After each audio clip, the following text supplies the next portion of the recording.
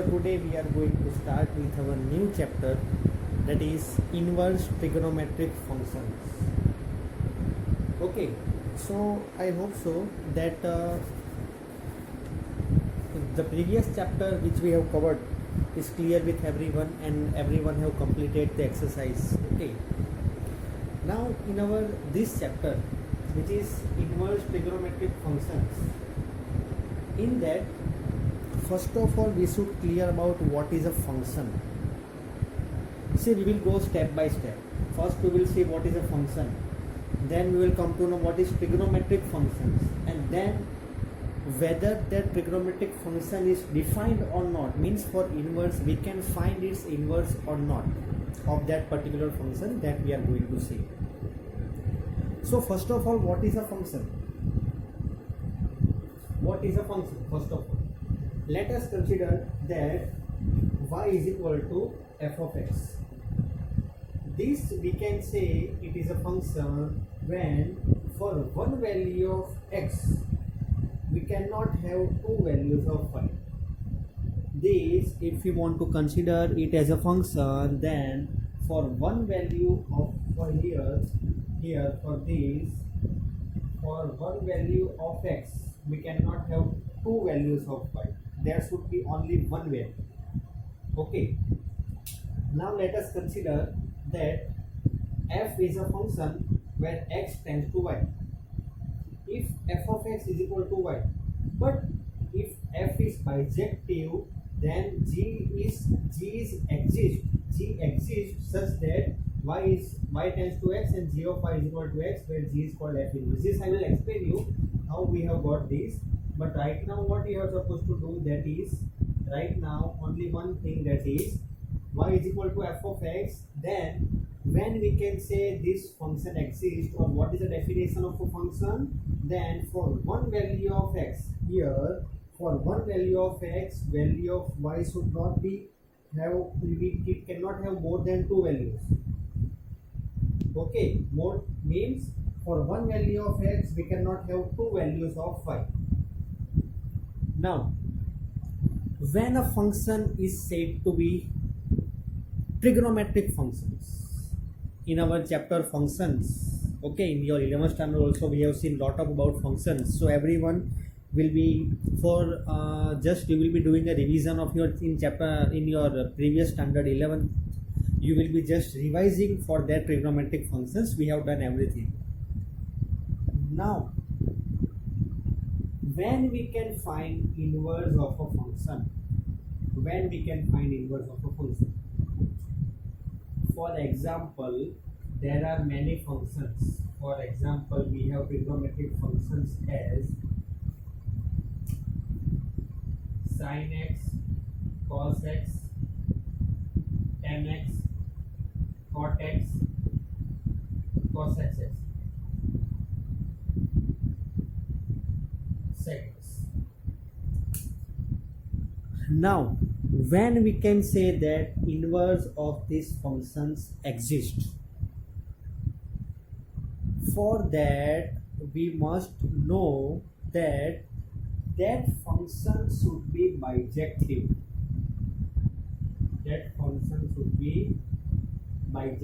When it is bijective, when it is 1 1 and onto 4. So that we can say if it is a bijective, so it is invertible. Invertible means we can find its inverse.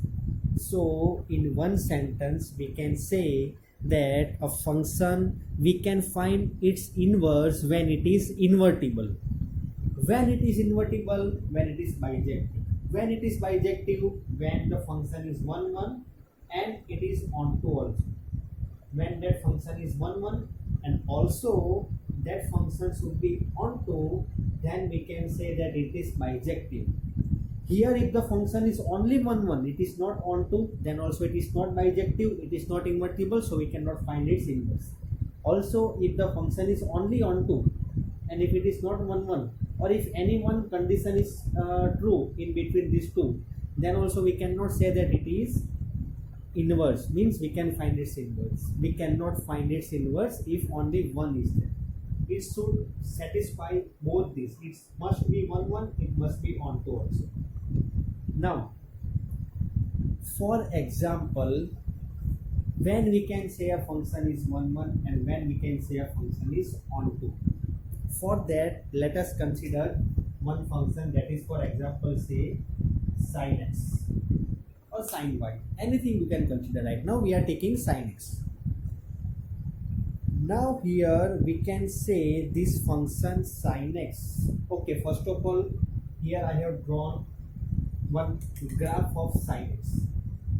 Okay, now you know that at sin 0, pi by 2, pi, 3 pi by 2, 2 pi, 5 pi by 2 and going on onwards, the values, and here minus pi by 2, minus pi, minus 3 pi by 2, minus 2 pi, and still going on the same thing.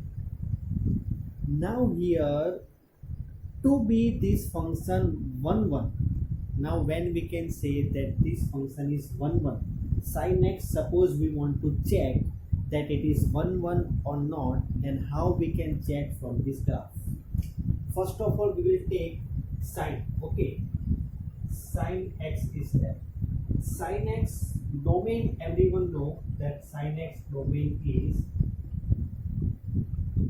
R. R means real number. Now you might have one question, that sir, a domain, how real number came? It must be angles. How real numbers came? In previous standard we have seen that in the domain of sine we were having the angles. Now here real number and angle in radian both are same only. Okay, so here what we are going to do, that is, real number and angle in radian both are same. So domain of sin x or sine function, we can say it is real number. And its range, everyone know its range is -1 to 1, where -1 is included, 1 is also included. Okay, so here I can write here it is -1 and 1. It is 1 and -1. Now what we are going to do, that we want to check whether that function is defined 1 1 or onto or not. How we can do it? So first of all, what we are going to do is that, see, I will tell you one very easy method. In NCERT, if you will refer, you might have some confusion. After seeing this, you will not be having any confusion, that is sure. So listen to me very carefully. Now, for being this function 1 1, what we should do, that is, suppose we can say that at here the value of x will be something, some value will be here. Okay, for example, say it is sin x1, but same value will be having at this value also, sin x2. But as we have seen that a function is y is equal to f of x, for one value of x we cannot have two values of y. If y is equal to f of x, then for one value of x, two values of y are not possible. But here what happens, for one value of x, two values are, so it is not 1. So this is very important thing, that is, for two values. See here, for example, we can take x1, say here it is x2. For example, I am taking here x1, here x2. We are getting same value over here, so we can say that sin x1 is equal to sin x2. But sin x1 and sin x2 both are equal, but x1 is not equal to x2. But it must be equal. Here we are not getting x1 and x2 equal. It must be equal, so it is not 1 1.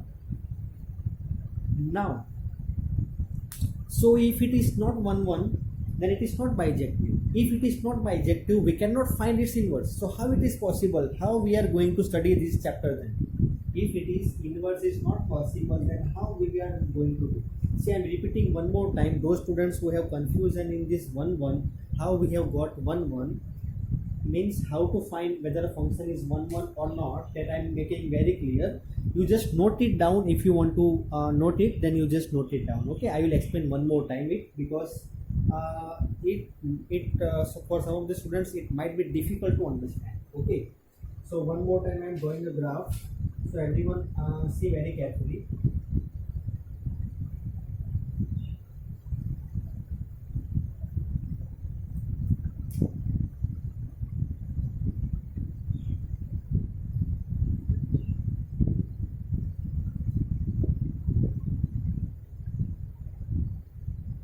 Okay, here it is 1, here it is minus 0, pi by 2, minus pi by 2, pi, 3 pi by 2, 2 pi,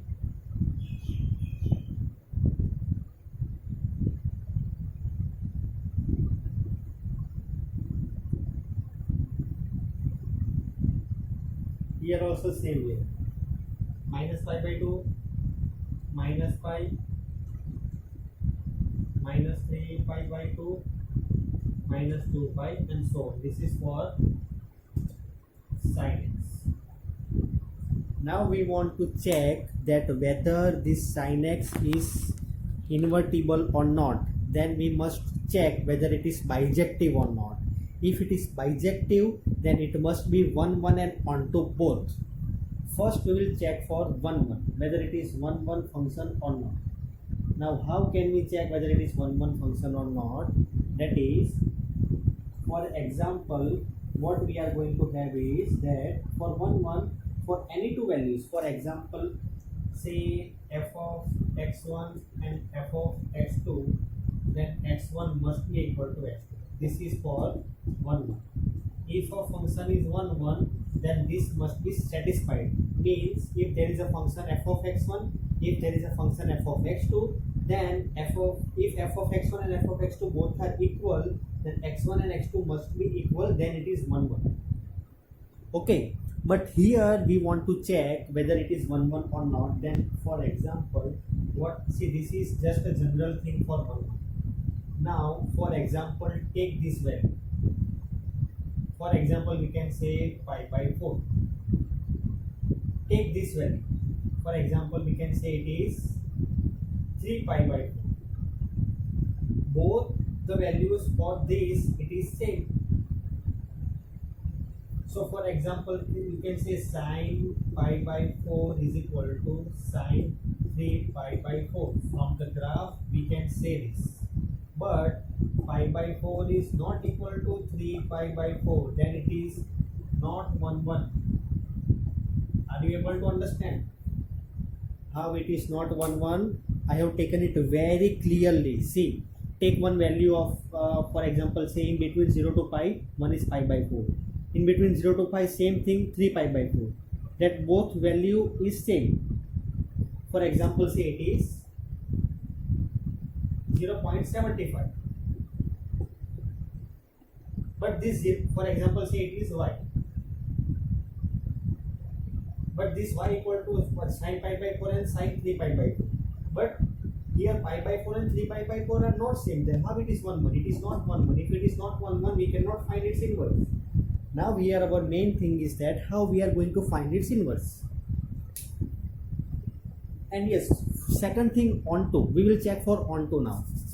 If a function is onto, how we can check whether it is onto or not. Now you see very carefully that here the 1 and minus 1 it is there. Here it is 1, here it is minus 1.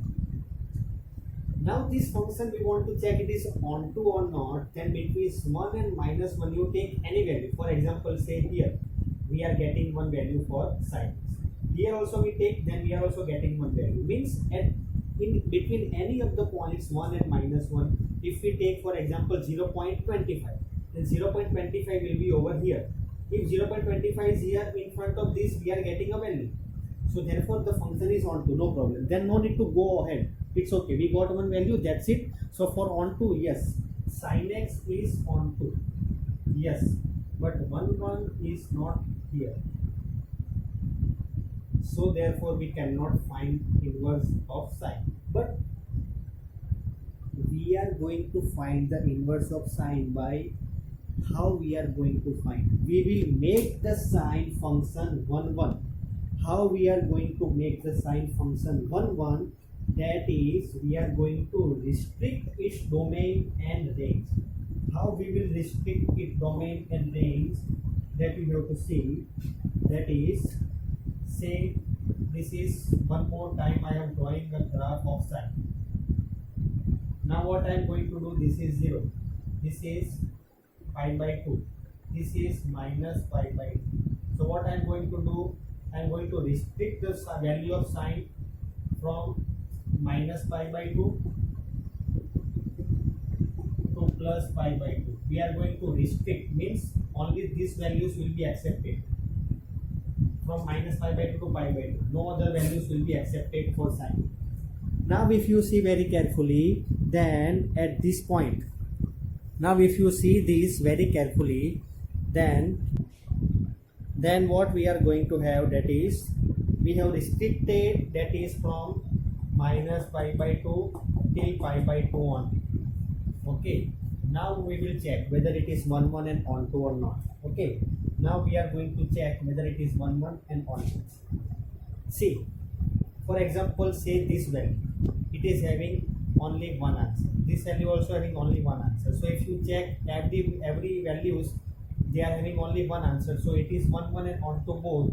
Therefore, now we have come across that if we define sine function only from minus pi by 2 to pi by 2, where minus pi is also included and minus pi by 2 is also included and pi by 2 is also included, then sin x is bijective, and it is means bijective means it is onto and 1 both, and we can find its inverse.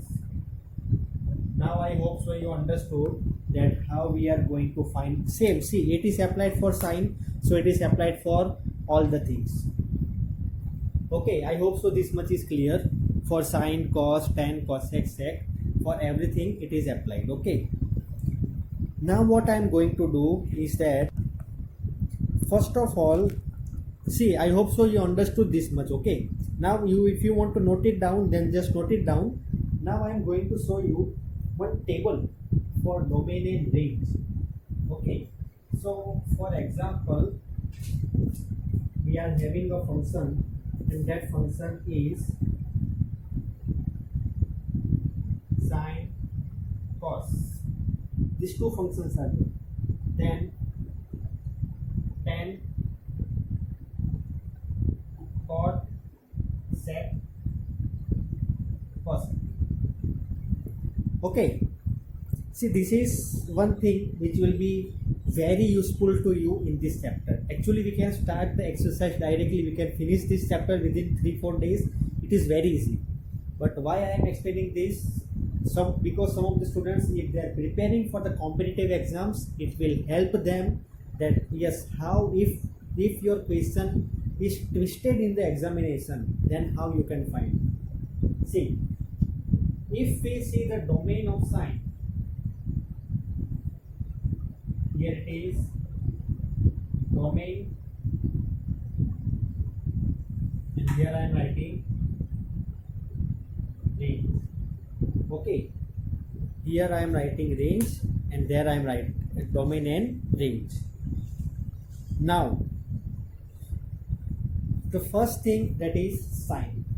Everyone know that domain of sine is R, right? And its range is -1 to 1, where it is the brackets very much important.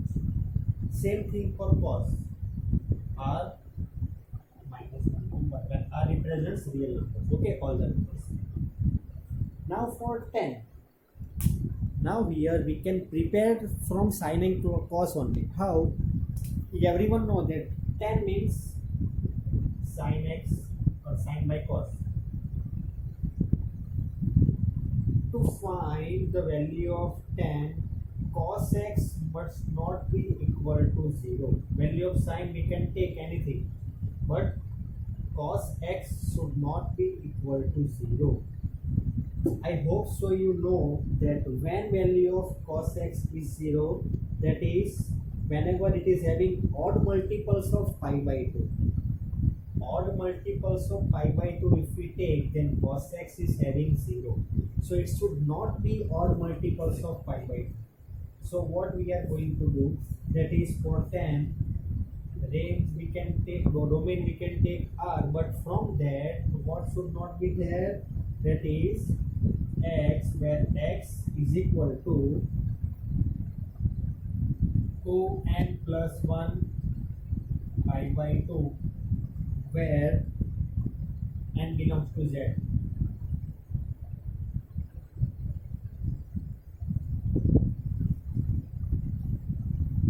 Because if we take n is equal to 1, it is n, okay. Now if we take n is equals to 1, then 2, if we take n is equal to 0 also, then pi by 2. Then if we take n equal to 1, then 2 plus 1, 3 pi by 2. Then next means it will come odd multiples should not be there, other we can take for 10. Same way for cot, but their sign should not be 0. Where sign here we can take sign should not be 0. When sign is not 0, then its domain is R, but in R n pi should not be there. N pi, that n belongs to z. I hope so you all know this, as we have studied this in our previous classes. Okay, range. Value of range for tan and cot, everyone know that it is both, in both it is R only. Okay, now this whatever is the domain of sec means tan whatever, it will be same as for sec, because sec means 1 by cos. So 1 by cos means same way it will be applied over here, and this will be applied over here. But range will be different. Range is minus 1 to 1, here also R minus 1. Okay, so in my next video we will be seeing about how to solve the sums. Here I have just made this video to make you understand the basic concepts of our inverse trigonometric functions. Okay everyone, good day, take care.